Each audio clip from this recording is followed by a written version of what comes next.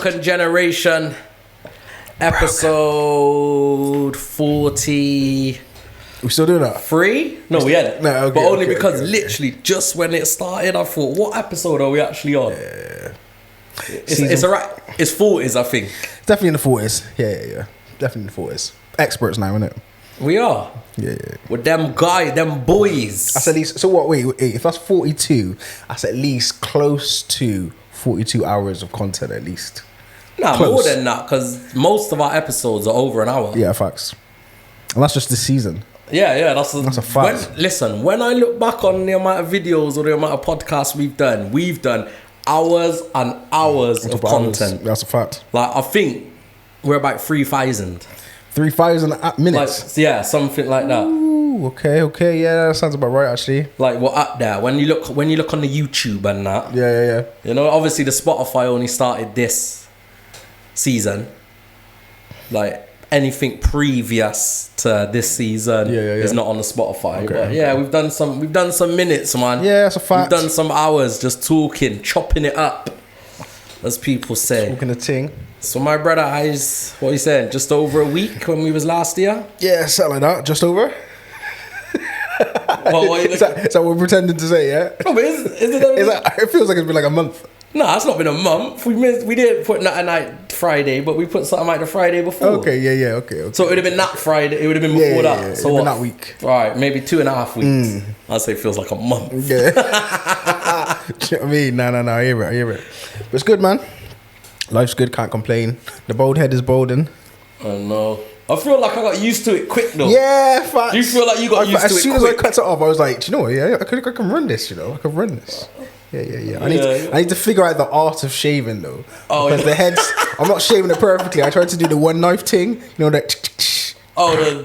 That's like you're moving that. It was a bit, I overset the mark. There's a few scratches at the back. What, you're not coming through with them little tissue spots? Yeah. Alcohol and little tissue drops. Yeah. That runs. But it's alright, man. It's alright. It's going. It's working.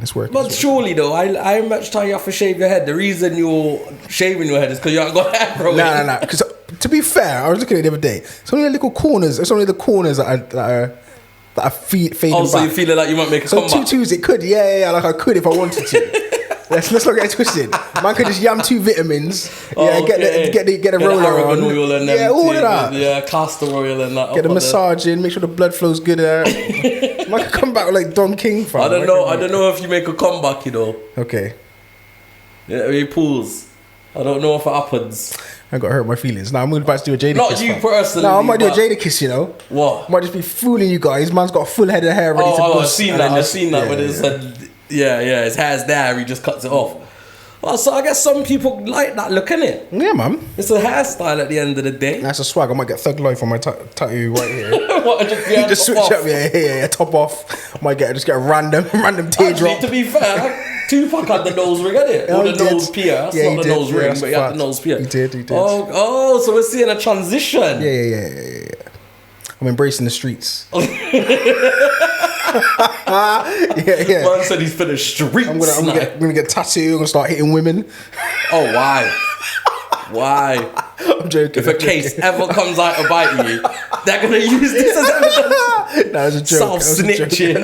That was a joke. Nothing. What does JB podcast say at the beginning? It's like nothing. I don't even know. I don't even watch JB. The thoughts of the speakers.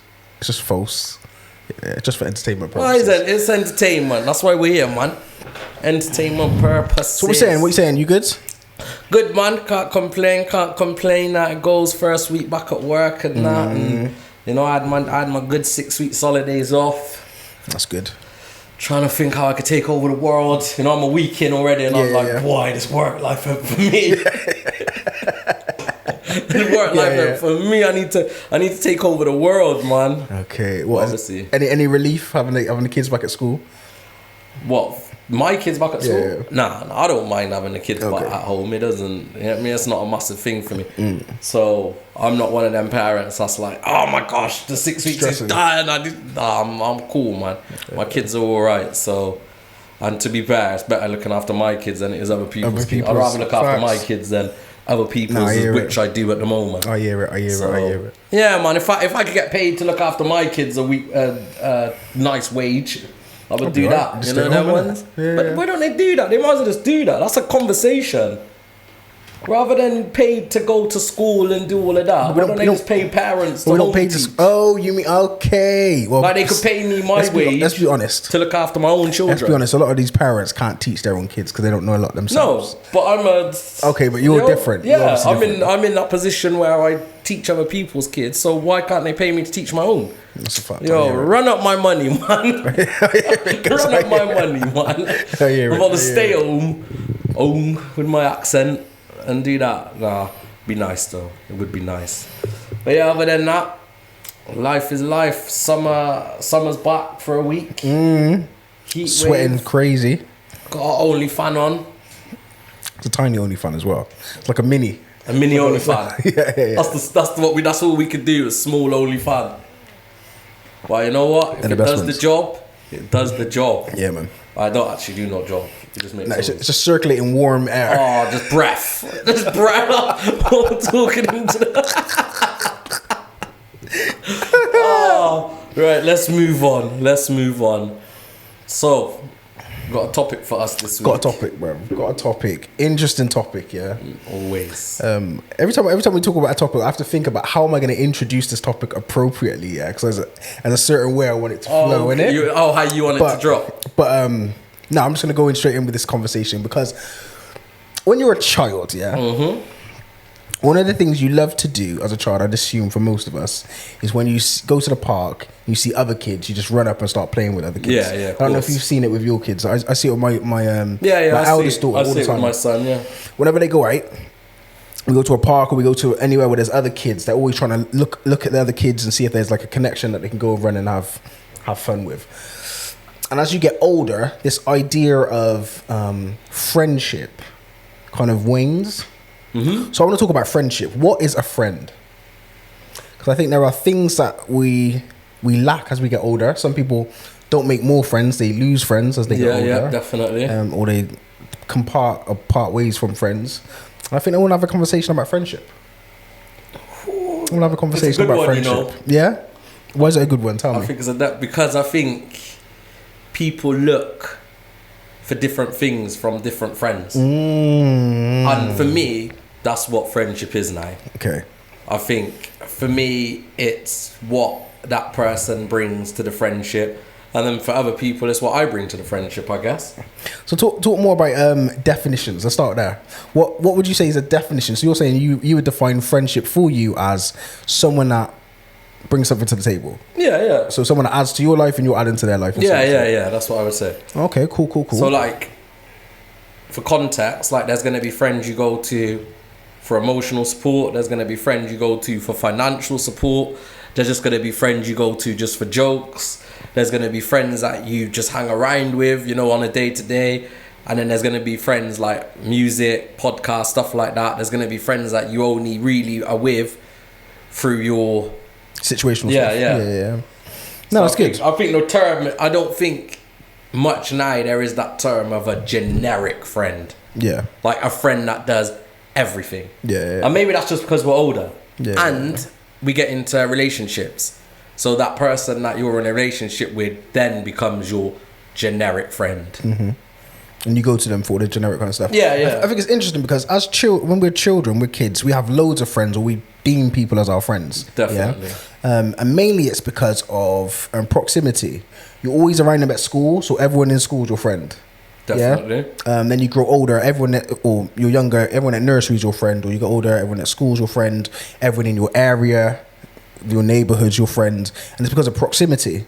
So you hang out, and when you're a child, you don't really have a lot of what can I say, like purpose. You're just existing. So today I want to do something, so we got up and do something. A lot of it is just based around fun, innit? And enjoyment, excitement. Yeah. Like a lot of having friends as a child is just excitement and fun, and let's do something fun, let's do something exciting. And then when you get older, I think for me, this question is important for me because I'm thinking about what does it mean to have friends or friendships, or because we talk about your network is your net worth. Yeah. And sometimes I think about people who were calling me previously and was like, "Oh, Dean, I've got this business idea, or I've got this kind of idea." And you see in your friends in those kind of aspects as dollar signs, money signs. Yeah, of course. And I'm interested in terms of what do we do now, because there's a lot of people that I know who don't have a lot of friends. Yep. And they would say, and they may over lean on me and be like, "Okay, you're the guy, Dean. You're my friend, so you've got to be there for me for every little thing." You have that responsibility. Yeah. Or I see them as people who are, I go there because of the fun elements of it, or I go there because of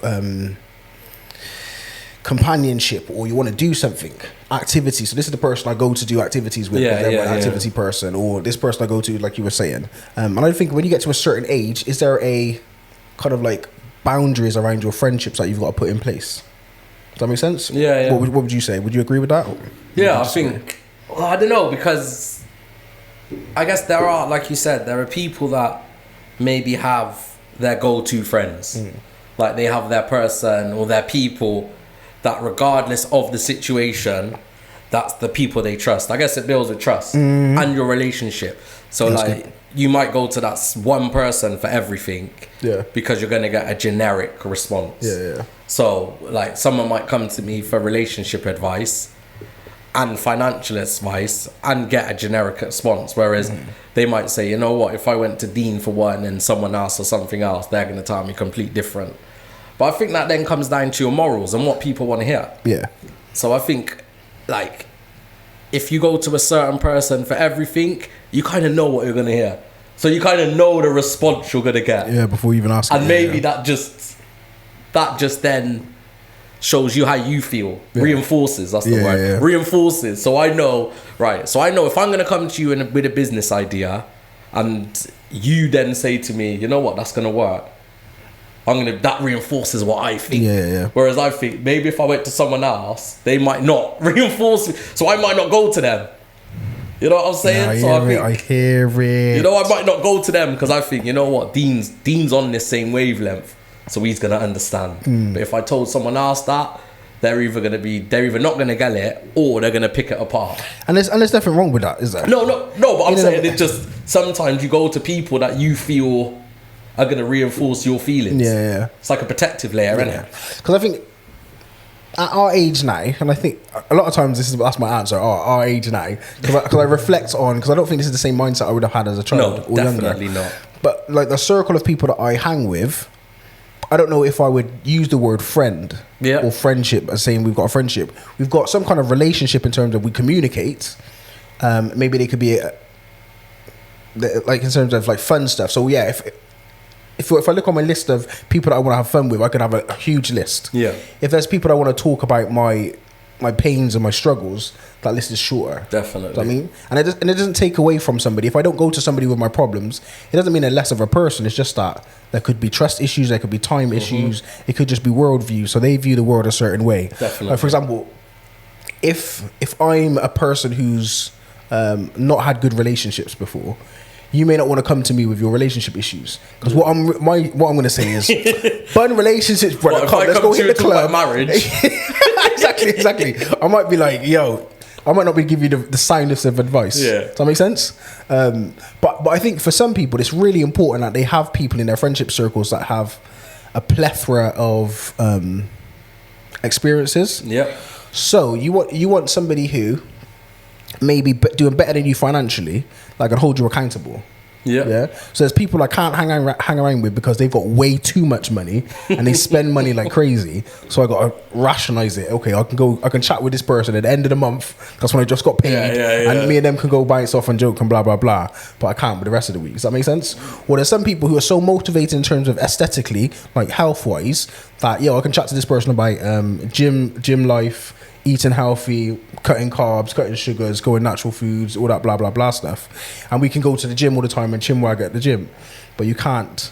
Well, you're not going out for meals. No. Exactly.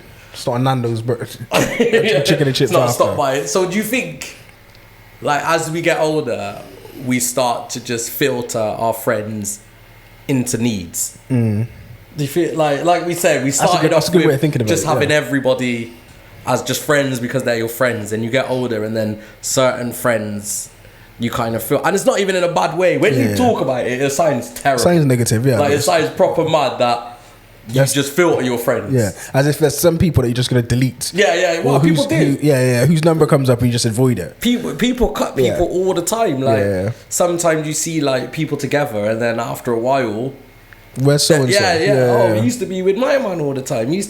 Where's this person? Like, I've been in friendship groups where people have said to me, "Wait there, where's this person?" And I'm like, "What do you mean? You're always together?" I'm like, "But I see that going like 2 years." Yeah, like nah, like there's no problem, but people assume because the one time we're not together, that people think there's a problem. You know what I was like? We're not friends. Yeah. But I'm just saying, you know, that person might not be into what I'm doing right now. You know what you said is dope, because you said we differentiate because of needs, and I think when it's fun, majority of us can fulfill the needs of, I just want to have fun. Yeah.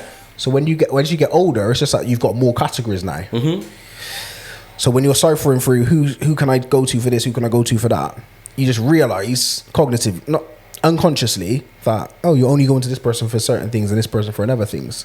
And again, it's not a bad thing. I think a good friendship circle is someone who's got circles of people where they can do all of those sort of things with. 100%. It doesn't always have to be the same person. We're talking some Maslow hierarchy of needs. Come on. We're talking psychological. We're talking some psychological theories.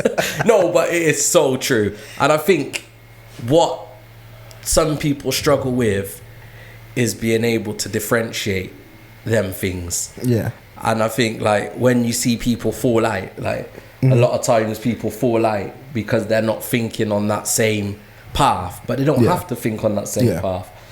Like I couldn't even tell you the last time I fell out with someone, like friendship wise, because I understand people are different. Yeah. So they may not think how I think, and they may even think the opposite to me. Yeah. But they don't have to think like I think to be my friend, because like you said, people have different needs. Yeah. But I think a lot of people struggle with that. Like a lot of people struggle with the fact that, what do you mean you don't think that?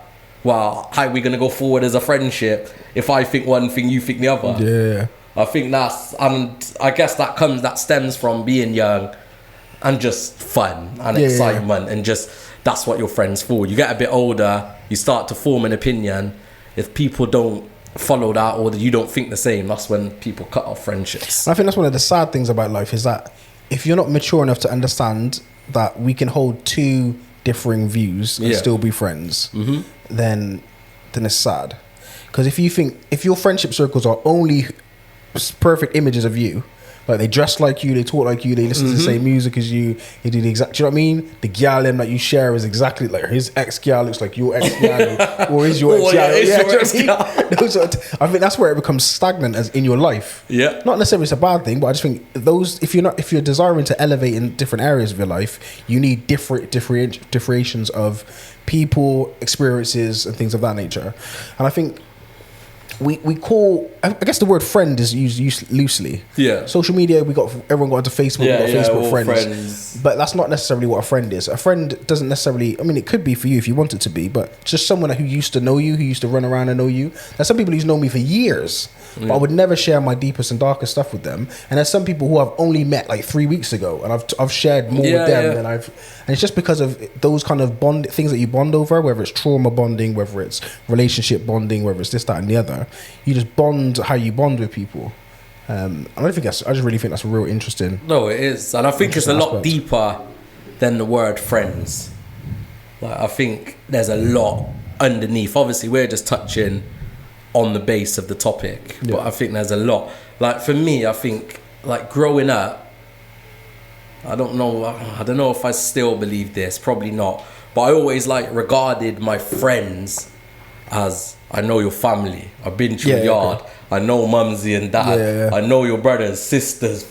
Like for me, that was kind of how I differentiated my friends. Okay. So how much of you do I know? Yeah, so growing up, it was like, right, this is my circle, which probably has stayed the same. Okay. Like my circle of friends has stayed. Obviously, some people come, go, like people come in and out of that friendship.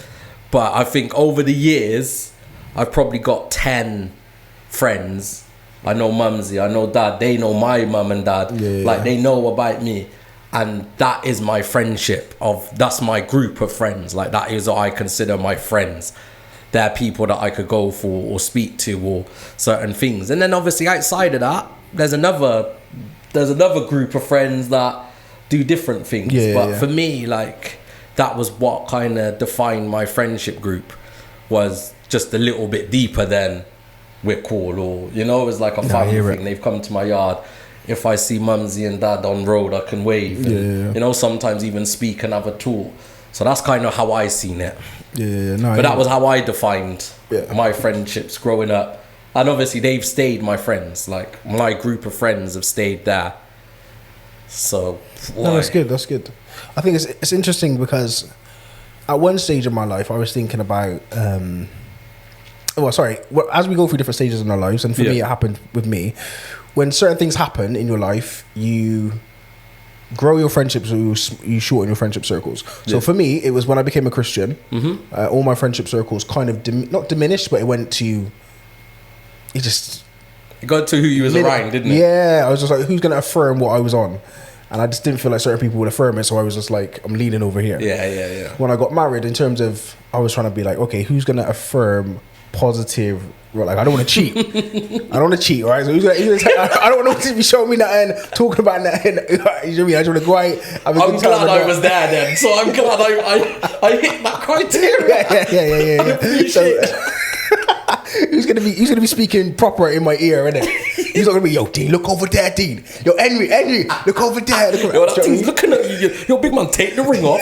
Pass it to me. Yeah. Pass your ring to me under the table. Slide it. Yeah. Nah, it's calm. So yeah, in different stages of my life, different things have been, different friends I held closely to different people who I would call my friends. I just think that was really interesting. And it's interesting because one of the dynamics I really think is important is, is it possible to cut off a friend in a positive way? Or someone who you would call a friend at one point in a positive way? No, I don't think you could do it. I think you may view it as positive for you personally. Like you said, if you had someone that was constantly saying to you, yo, let's link, let's do this, then and you was planning to get married, or you're married, then for you, you're like, yo, you're done. For you, that's a positive. For them, you might have been the only person they felt comfortable having that conversation with, or you may make them feel good about themselves. You know, them and just your presence makes them feel good. So they're always going to take that negatively. Even though it's a negative situation, I feel like you said, they might not understand that side of things. So I don't know, it's a difficult one. And how do you have that conversation? How does that conversation go? Well, do you even have to have that conversation? Because or maybe it's worse. Maybe it's horrible to have a conversation and to butt heads and be like, yeah, but I've done nothing wrong. This is on you. And then saying, yeah, it's on me. It's like, does that even sit? Like, how do you not get angry at a person? Like, yeah, but we're cool. Yeah, I know we're cool, but I just want to stop. I want to stop being cool with you. Yeah, but why? I don't know. I just want to stop. Yeah, but why? How do you not get angry at a person? I want to not kill them. I obviously want to inflict pain. Like, why? I just don't understand. You're not making sense. You know what though? See me, as we know from this, I like to address situations. I like to address issues. So say within my friendship group, if we're going to talk metaphorically, if I know in that group that if I tell a certain person thing, they're going to talk it, I then can't get mad at them for talking it. Because you know they're going to talk it. So the reality is, I don't talk to that person about them things. That is literally, for me, that is it. So it's not like I'm not going to be your friend. And we're not going to be friends because I know anything I tell you, you're going to run back and tell whoever. It's just, I know I'm not going to talk to you about it. And I've learned that over the years. Like them, and it's crazy because like in a friendship group, people then will come back and be like, I can't believe he did this. And I'm like, why, brother? You know he's... You know he's gonna do this. You know. Everyone knows he's gonna do this. Everyone knows. You're this, and I get people get angry with that, but you know. Like there's no boundaries. Like, you know what's going to be said. You know that. So what? You're going to fall out with him now for doing exactly what he's been doing for our whole friendship. Same like money. Like, say if I knew, an example, you had a gambling problem, yeah? So I knew that. We're friends. I knew that. And you rang me and said, yo, can I borrow 500, brother? I'll get you by end of the month. You know me, brother. I'll get you with bread. Yeah. I know when I give you that money, you're going to gamble. It's gone. The money's gone. Yeah. Am I angry at you? You can't be. You know that, man? Can I be angry at you knowing that, and that's it, we're not friends no more. But I know I'm enabling you as a friend. So I'd rather just say to you, brother, I ain't got the money, or I ain't got that money to give you. Or, what do you need? You need your rent paid. Send me the details, I'll pay that direct. And then at the end of the month, because at least then I know something's being done. You know them ones? I know the money's just not going. Appropriate. No, I like that. I like the idea of putting a boundary on a friendship. And it doesn't have to be, you don't necessarily have to verbally say it to that person. Like, I hate the way you, I don't know, in any way, to use that example, if that person's a gambler, I hate the way you gamble, you don't have to say that to them. You can just inadvertently say, I can't give you the money, I got the money for you. You know what I mean? Yeah, I love that. Because that might be the thing is, we're not, as friends, we're there to support, innit? And some friends step in and intervene, but you're not with them constantly. Yeah. Like, an example I remember watching or seeing a situation, and say like a guy split up with his girlfriend, and the first couple of days, man, them are, ring in. Yo, you cool? Everything cool? But if you need anything, holler at me. If you need me, that happened for a couple of days. A week later, might check in every couple of days. 2 weeks after that, nothing. So this person still feels the exact same way they felt day one, but their friend now has got on with their life and moved on. So this is what I'm saying. You can't now blame someone and think, wait there, you told me if I ever need you, you'll be there. Because that person's got his own things going on in his life. So that is difficult. And like I said, it's about growing and understanding that how you feel is not the same way of a person. But then you would go to someone else where it's new. So I think people do that, don't they? Like, they go to different people where if they tired of the situation, it's brand new to them. So it restarts. Restarts the support. The support. Do you know what? I was watching The Breakfast Club. The Breakfast Club had Tyrese on. Have you seen the interview or heard about this? I've seen pieces of.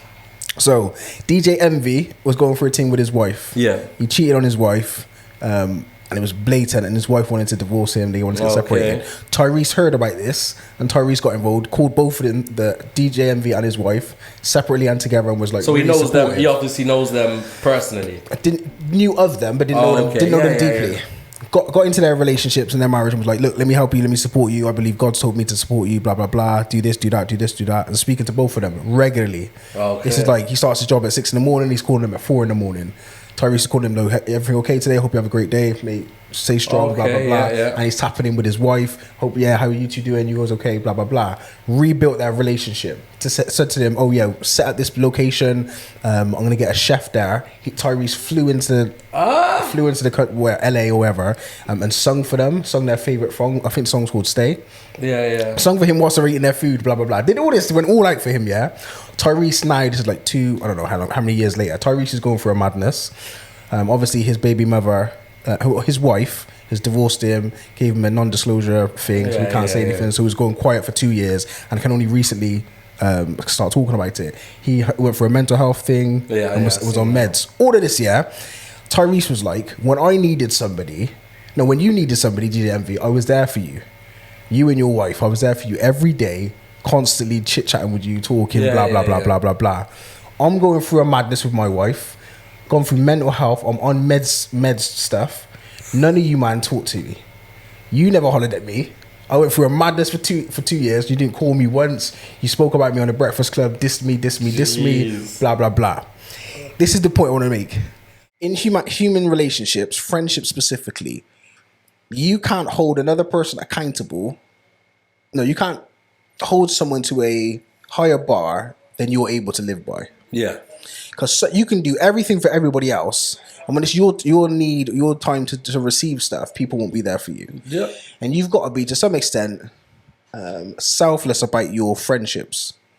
Because if your friendships are solely based on a return investment, like, okay, you were there for me on Friday, I'm going to be there for you next week Friday. If it's solely based on that, it's not going to be a genuine friendship. Yeah. Correct me if I'm wrong, I don't know. But because if someone needs me and I can be there for them, I'm going to be there for them. If I can't be there for them, I'm going to tell them I can't be there for them. Because I think it's appropriate. And it's the same way in your response. When you need something, if someone can't be there for you, you can't hate them for not being able to be there for you. You've got to handle everything that's your responsibility yourself. Does that make sense? No, and listen, anything you say, I agree. Because that's what I think we need to be like. So your life is your life. Mm-hmm. So if your life's effed up, then your life's effed up, bro. And if I can help you, I'll help you. If I can't help you, then it doesn't mean that you demand that I help you. If I can't help you, bro, I can't help you. I've got my life to live. And I think, and that's one thing I definitely grew up to understand, and even probably to my own detriment, to be honest, because I constantly say to my partner the same thing. Like, you expect too much of people. Mm-hmm. Like, I tell her all the time. Like, she'll be like, and I'm like, but you expect too much of people. Like, why do you think people should be doing this stuff for you? Because you're friends? Cool. But why? Like, why are you expecting things? Like, it might not be nothing big. Yeah. Like, it might be a lift into time. But I used to give them lifts all the time. But why are you expecting it of them? Yeah. If you ask someone something and they can't do it, then they can't do it. That doesn't make them less of a friend. Yeah. It's just they can't do it at the time. But they can never do it. Calm, then they can never do it. Why are you still asking them? Like, if I constantly ask you to lend money, bro, and you never gave me money, but I'm constantly asking you, then I can't be like, you never lend me money. But you've never lent me money. Or you've lent me money previously and now you're in a different position, or I broke that trust, so you're not lending it to me no more. But suddenly, that's my problem for you. You know what I mean? Now you're the problem because you've always lent me money, so why can't you lend me money now? Yeah. And I feel like I think people are led by emotions. Way too much. Like, I believe a friendship, obviously emotions do come into account, but you need to actually think logically sometimes with stuff. And do you think that's a issue amongst men and women? So just to extend the conversation slightly a bit more, like if you're friends with a female or a female's friends with a male, does that female-male dynamic mess up the friendship as well? Because men are generally more logical thinking, females are more emotionally led to some extent. So do you think those same like horrible dynamics in friendships happen between men and women as well? Yeah. So I've got female friends and like grew up through like that stage of like becoming adults and that mad stage of like being like 18 to 25 of being that mad stage. And I think we had that understanding. Like for me, I set them clear boundaries of if I can help, I will help. Whatever that is. Like if it's lifts, if it's finance, whatever it is, if I can help, I'll help. But I'm not always going to be able to help. You know them ones? And for them, it was the same way. Like, I'm not someone that relies on my friends. It's never been that. I don't know why. I don't know what I've learned growing up. I don't know what I've seen. I don't know what my experience is. But I would never rely on someone. Like, I wouldn't turn around. Self-sufficient, innit? Yeah, and like I said, to my own detriment. That's why I said at the start, it is to my own detriment, because there are things I could have probably relied on people to do and give people more responsibility. But I'm like, you know what? I'll just do it myself. And I don't know where that attitude has come from. Like, I actually don't know where it's come from. I hear it. Like, I've never reached out to say to people, yo, hold this little bit of responsibility. If I could do it myself, even though I'm stretched, I'll still just hold it. And those obviously my friends are my friends. And I think when people go above and beyond, for me, that shows, all right, cool. If they need something, I'll try and go above and beyond. They've done it for you. You feel the desire to do so like years ago, I didn't have a job. The rent was coming up. I didn't have money. A man said to me, yo, hold 250. You know, a little 250. It weren't a conversation. I said, yo, at that time, that was everything. You know, years later, the brother come to me, yo, I'm looking to buy a car. I need a little $3,000. Brother, hold that. There's no more conversation needed. There's nothing more. I don't want to hear nothing more. Back then, you did for me. Now I'm doing for you. Like you said, give and return. But there wasn't an expectation. Like it wasn't remember that time I lent you the 250? Yeah. You know, it was, and for me it was, you know what? At that time, you went above and beyond. You had it. You knew I could pay you back. Hold it. Now you know I've got it. Yeah. I know you're going to pay me back. We don't even have to have that conversation.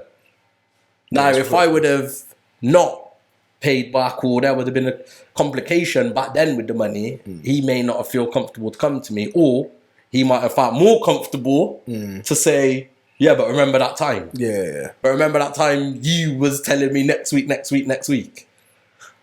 So I think like that's just my personal experience, like having friends around friendship groups. There's millions of more examples in it. But for me, if you're going above and beyond, or you've gone above and beyond, and it might not even be nothing big.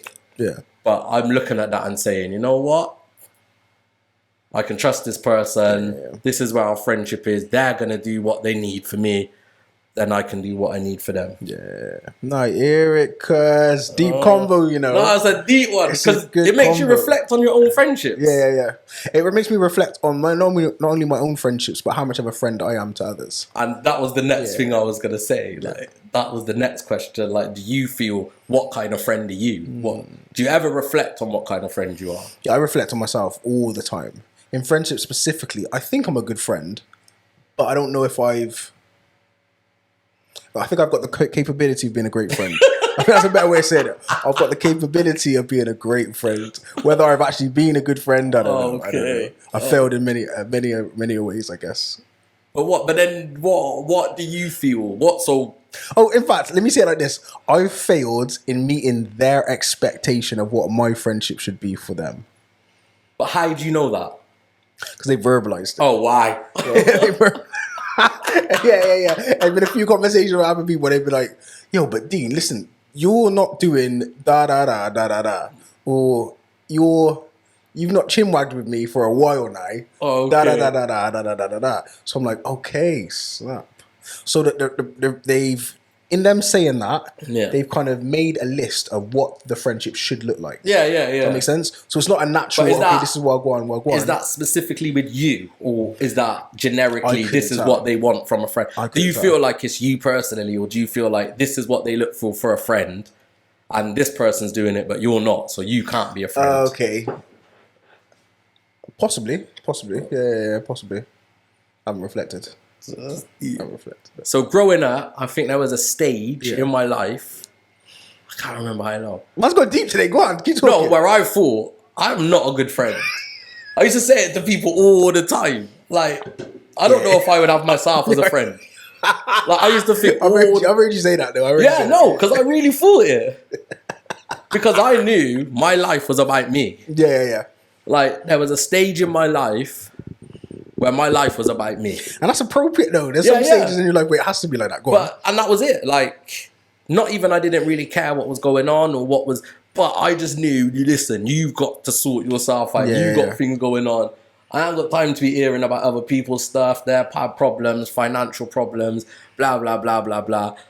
I've got to work on myself right now. And for me, I just felt like, you know what? I wouldn't want to be around me.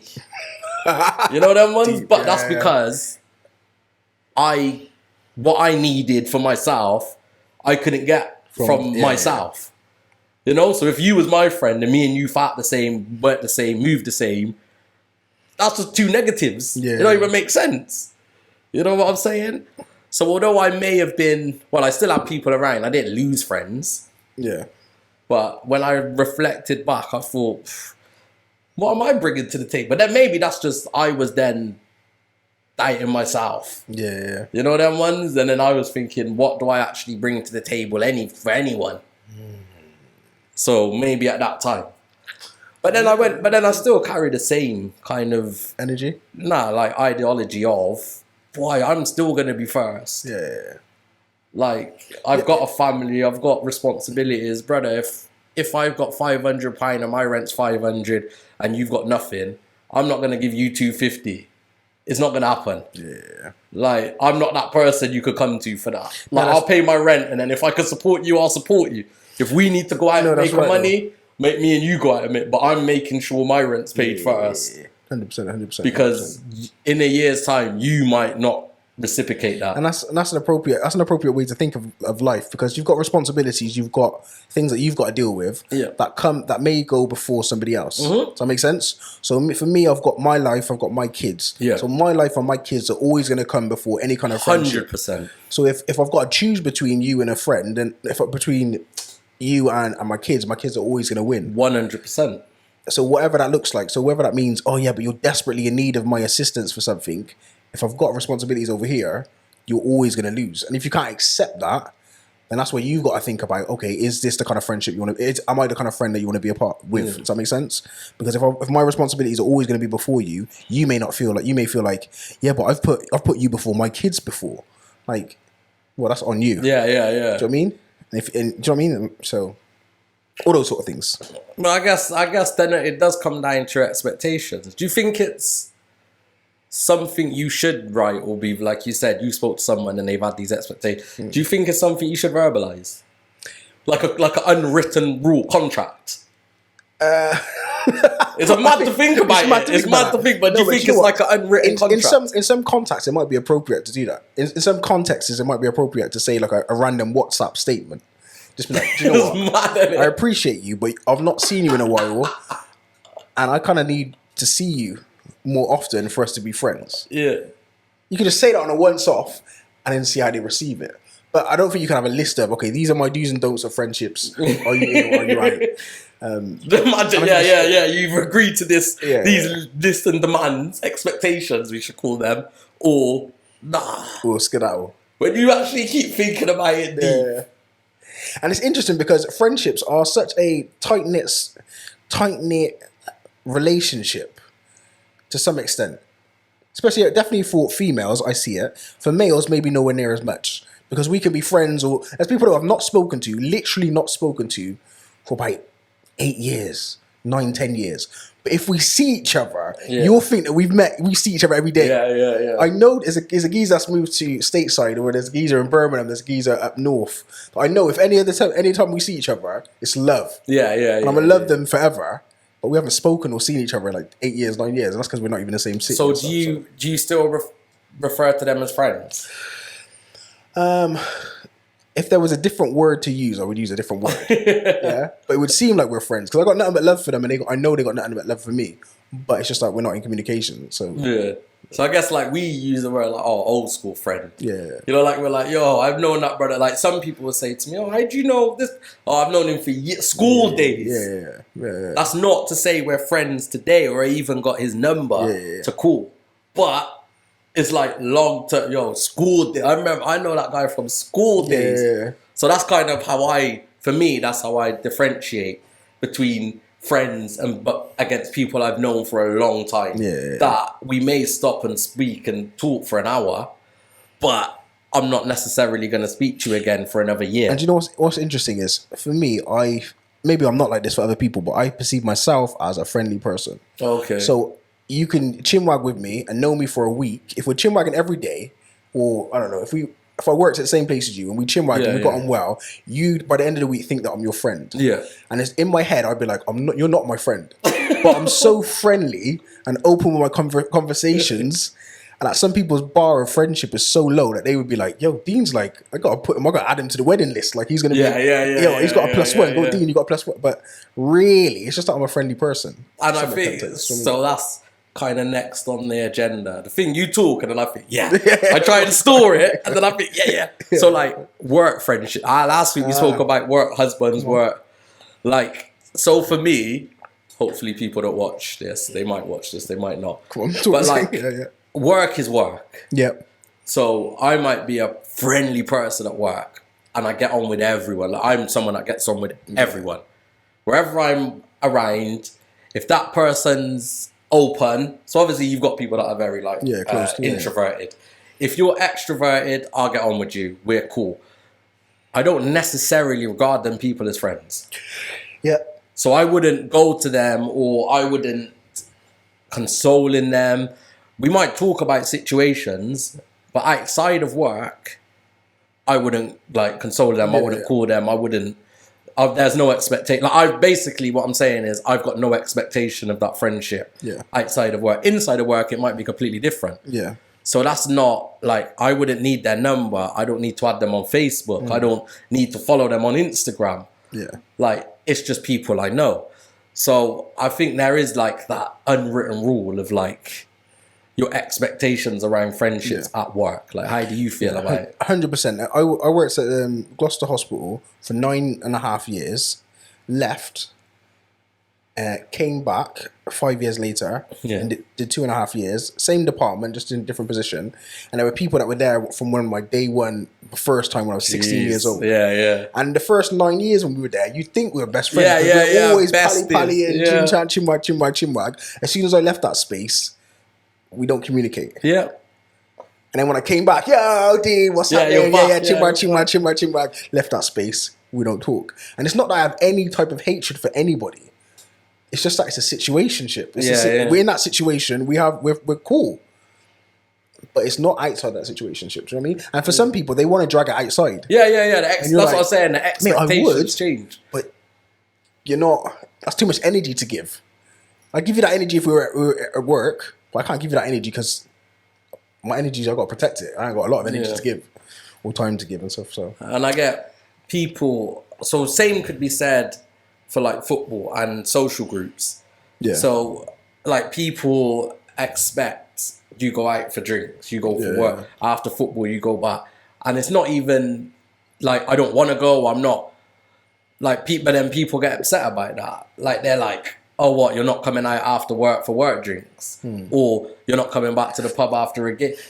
And not because I don't want to, it's just like, we're not friends like that. Like, I've actually got other things I need to do. Yeah. You know them ones? And even though we're cool, we're like, it's just that, what are we going to sit around and once we're outside of work? What are we chatting about? What are we talking about? We talking about Peter from HR? No, 95% of the time, what happens when you go out with work, people? Talk about work. Talk about work. Yeah, that's a fact. No, and it's not even a disrespect thing, but that's the only thing we communicate. Yeah, you do. Yeah. Like, your whole basis of being a friend is work. Yeah. You met through work. You do work together. You're like, that's and the person they see at work is not the person that exists outside work.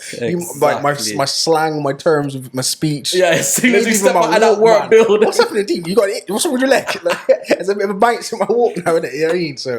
So what I always try to do, though, what I always try to be is try to like explain to people who I am outside of work. Like we say, I work with children. I work in sometimes difficult environments. So my approach and who I am has to change depending on where I am. But if then I'm outside of that and I'm with people from work, like I see people, like if I go into town, if I see someone and I'm with work or I'm with people from work, there's not a, hi mate, you alright? It's like, yo, what is it? You good? And they look, what? Like, they look at me like, what? Like, what's this lingo? I didn't know you saw, but that's who I am. And I don't hide that from who I am. So outside of work, when we finished and we've left work, that's who I am. Yeah, that's a fact. At work, I'm a professional and I be in a certain way, but like, if we go out to a bar or we go somewhere with work and someone bumps me, it might be it might be something. Might be a switch, It might be something. Like at work, it's never gonna be, oh, sorry, man. You're right, mate? Sorry, mate. No, mate, I don't want no mate, come on, I'm at work. Yeah. That happens outside of work, it might be a different situation. Yeah. You know what I'm saying? Nah, I hear it. So that's serious. That's just what it is. But we're different in different places. And they might not like the outside of work me. Yeah. The person that doesn't put them first because we're not at work. Yeah, that's a fact. You know? But mate, always at work. You're not as polite. You always give me your last drink at work, or you always, brother, because we're at work. Now we're outside of work. No, I hear it. But I don't know, man. Friendships it's a difficult one. Friendships are a difficult one. Let's talk to the people. So if any of you out there, I've got like day one friends. Yep. Tell us about your day one friends. If you've got day two friends, because day two friends are just as important. Friends 100%. Are friends. You know what I mean? 100%. Or if there's anyone that has had to cut a friendship circle off or a friend off, let me know what that's like. Because some people that you've cut off, they've completely, then they come back as a totally different person. Yeah. You know, 5 years ago, they used to roll with us. They come back now and they're like executive, executive directors. And now you're pissed. You're not on that journey. I used to bully that guy. Yeah, you weren't in there shooting in the gym. Facts. Yeah. So yeah, talk about it, man. I want to hear about those stories, people. I want to hear your stories. People, we are the broken generation. And that was our discussion on friendships. Broken Generation podcast is brought to you by Sophisticated Rebel Apparel. Available at www.sophisticatedrebel.uk. Be seen. Be heard. Be you.